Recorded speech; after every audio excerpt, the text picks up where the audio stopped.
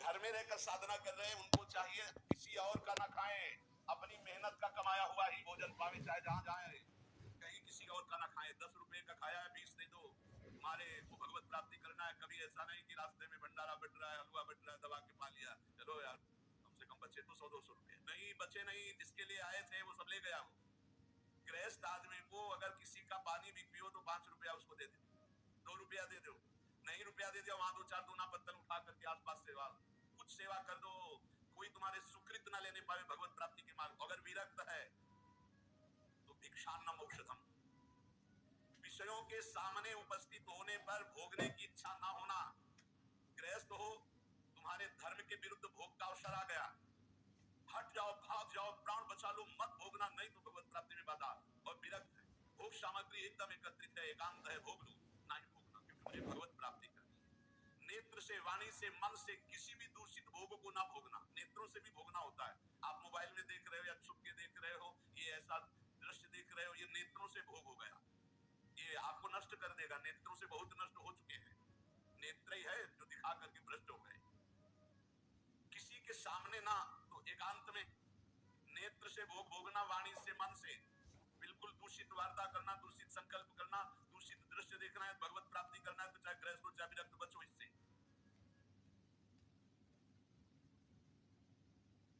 Here's a look at my week on Facebook game. Monday, I play puzzle games. On Tuesday, I choose racing games. Friday evening, I use groups to see what my friends want to play. Play the games you want and share. किसी भी प्राणी से अतिवाद करना, बहुत बातें करना, मित्रता बना लेना, वैर कर लेना, ये सब भगवत प्राप्ति के मार्ग में, ये भीष्म पितामह जी उपदेश कर रहे हैं। किसी के सामने अभिमान भरा वचन बोलना, अभिमान भरी क्रिया करना, अभिमान भरी चेष्टा करना, जिससे अभिमान हो जाता है। अहंकार भरी बात, अहंकार भरी क्रिया, अहंकार भरी कोई चेष्टा ना करें। यदि तुम्हें कोई क्रोध दिला रहा है तो तुम क्रोध ना करके मीठे वचन से ही उत्तर दो। जब किसी के यहाँ भिक्षा मांगने जाओ तो वो तुम्हें आदर दे तो उस घर में मत बैठना। भीष्म पितामह जी का ये उपदेश। यदि तुम्हें किसी कोई निमंत्रण दे तो कभी मत जाना। भगवत प्राप्ति करना है, ये विरक्त के लिए। अगर तुम्हें कोई आओ, आज महाराज हमारे घर पाए, कदापि मत माना, निमंत्रण में कदापि मत माना, ये भीष्म पितामह जी मना कर रहे हैं। और जब भिक्षा मांगने जाओ तो बहुत घरों से मत मांगो, कुछ नियम रखो, 4 घर 5 घर, मिले तो मिले, नहीं उपवास। अब ये नहीं कि पूरे गांव में टहली आए, नहीं, 5 घर 7 घर ऐसे नियम रखे जाते हैं कि हम सिर्फ 5 घरों में जाएंगे, मिले ना मिले।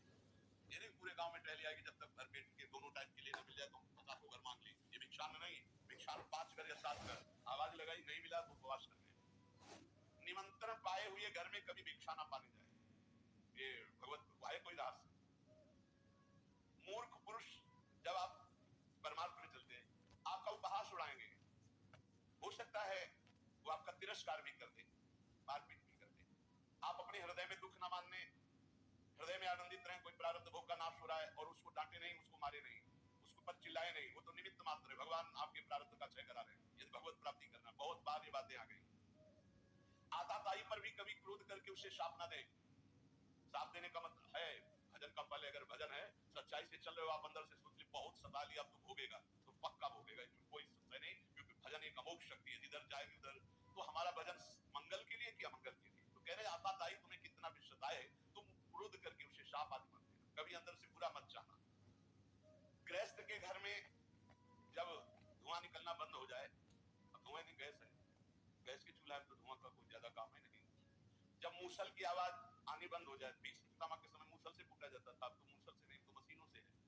और जब सब भोजन कर चुके तब विरक्त को भिक्षा मांगनी चाहिए, मतलब लगभग 2 बजे। भिक्षा मांगने के पश्चात किसी नदी के किनारे या किसी देवालय में एकांत में बैठकर भगवान को अर्पित कर उसे पाए। गृहस्थ अपने कमाई से पाए, अधिक भिक्षा मत ले। श्री पूज्य सदगुरुदेव भगवान ने कहा कि टुकड़ा या 1 रोटी, बहुत अगर नहीं मिला है 4-5 घरों में, आखिरी घर में 2 रोटी मिल रही तो बस 2 रोटी, तीसरी रोटी हुई तो भिक्षा नहीं मानी जाएगी। ये सदगुरुदेव भगवान के मुख्य वचन। शुद्ध भिक्षा 1 टुकड़ा, आधी रोटी, बहुत ज्यादा हो गया तो 1 रोटी। अब पता चला कि 5 घरों का आखिरी घर है, उसमें 2 रोटी मिल रही, तो फिर उससे 2 रोटी ले ले, तीसरी रोटी नहीं होनी चाहिए। जो अधिक भिक्षा ले लेता है उसे भिक्षान्न नहीं कहते। ना मिलने पर प्रसन्न मुद्रा में वैसे ही शांत भाव से भजन करता हुआ दूसरे दिन जब अपने समय भिक्षा में जाता है, फिर उसी समय जाए। एक बार जब कोई बैठाल करके द्वार पर सम्मान पूर्वक विनय पूर्वक भिक्षा दे, उसी समय हट जाना चाहिए, उसकी भिक्षा नहीं लेनी चाहिए। आओ महाराज, आपके तो दर्शन बड़े भाग्य से, लाओ कुर्सी बैठा लो, लाओ गरम गरम रोटी बनाओ, उठे चलते। द्वार में अंदर नहीं जाना है, द्वार में ही खड़ा और असम्मान पूर्वक भिक्षा, ना किसी का आसन ग्रहण, ना किसी के मृदु वचन, ना किसी की स्तुति, ना कोई। यार जब रोटी मांगने निकले, किसी ने 10 रुपया दिया तो ऐसे कोई भिक्षुक है, भिखारी है इस बात के नहीं, केवल आचार्य आदेश प्राण पोषण के लिए रोटी है तो दे, नहीं तो राधे श्याम चल दिया। सिंहवत व्यवहार, विविध प्रकार के व्यंजनों को न खाए। अरे भाई बहुत विचित्र। भगवान की प्राप्ति के मार्ग में सबसे ज्यादा इस रस इंद्रिय पर दृष्टि डालो। बहुत खेल है, बहुत सावधान। अब आज का जो वातावरण है, बहुत भोजन के लिए बहुत आगे चलकर और अव्यवस्था हो जाएगी। कैसे भजन होगा, कैसे भगवान को अर्पित करके दाल रोटी खाओ, भरी के खाओ। अगर इधर उधर खान पान करोगे तो हम पक्का कह सकते हैं भजन तो नहीं हो सकता है। भजन का नाटक भले आप करें, भजन का नाटक कर सकते हो। भीष्म पितामह जी कहते हैं कि जो विरक्त भाव से भगवान के मार्ग में चले हैं, वो किसी उजड़े हुए खंडहर में या देवालय में या वृक्ष के नीचे या किसी संत का बनाया हुआ स्थान में वास करें, स्वयं का कुछ नहीं।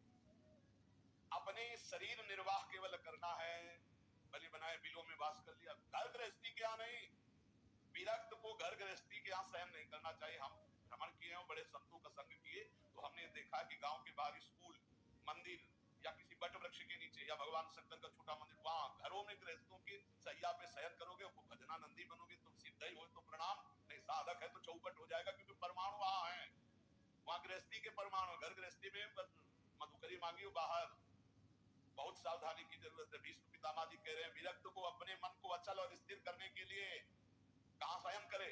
वृक्ष के नीचे, उजड़े हुए खंडहर, देवालय, ऐसे बाहर या किसी संत का जहां साधु समागम।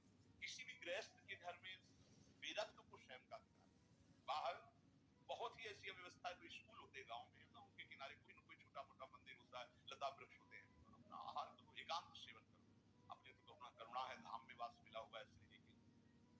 जो किसी गृहस्थ से राग कर लेता है विरक्त होकर के, उसके अंदर पाप कर्म की इच्छा प्रकट होने लगती है। बहुत सावधान। नित्य तृप्त रहो, भगवत चिंतन में छके रहो, संतुष्ट रहो भगवत चिंतन में, मुख प्रसन्न रहे, इंद्रियां शासन में रहे, निर्भय रहो भगवत मार्ग के प्रति। हर समय नाम जप चलना चाहिए। मौन का आश्रय लो नाम जप बढ़ाने के लिए। वैराग्य की भावना को पुष्ट रखो। समस्त जगत के पदार्थ नाशवान है, किसी पर आसक्त मत हो। सब ये उत्पत्तिशील जितने सब विनाश को प्राप्त होंगे, इसलिए सत्य नहीं है, सत्य सच्चिदानंद भगवान है। मन और इंद्रियों को संभालना ही साधना है, यही तपस्या है। अपनी इंद्रियों और मन को संभाल लो। अष्टावात्म गुणाः, जिस साधक में संत में 8 गुण है वही भगवत प्राप्ति कर पाएगा। शास्त्र है दया सर्वभूतेषु शांतिरनुसूया शौचमानयासो मंगल कार्पण्य मस्तिहा। कह रहे सबसे पहला है दया। दया सर्वभूतेषु। अगर आप साधक हैं, भजन मार्ग में हैं, परे वा बंधु वर्गे वा मित्रे द्विष्टे निवा सदा आपन्ने रक्षितव्यम तु दयैषा परिकीर्तिताः। दया किसे कहते हैं? अपने पराये का भेद नहीं है। मित्र हो या शत्रु हो, भारी दुख में पड़ा हुआ है, जितना हमें शारीरिक बल, बौद्धिक बल, तप बल प्राप्त है, उसका प्रयोग करके उसकी रक्षा करते, पर आसक्त न हो। रक्षा करना, चाहे वो मित्र हो या शत्रु हो, कोई भी हो। साधुता का हृदय, भक्त का हृदय कैसा होता है? परे वा बंधु वर्गे वा मित्र द्विष्टे निवा सदा। वो पराया है अपना, ये भेद तो होता नहीं इस भगवत मार्ग के पथिक में।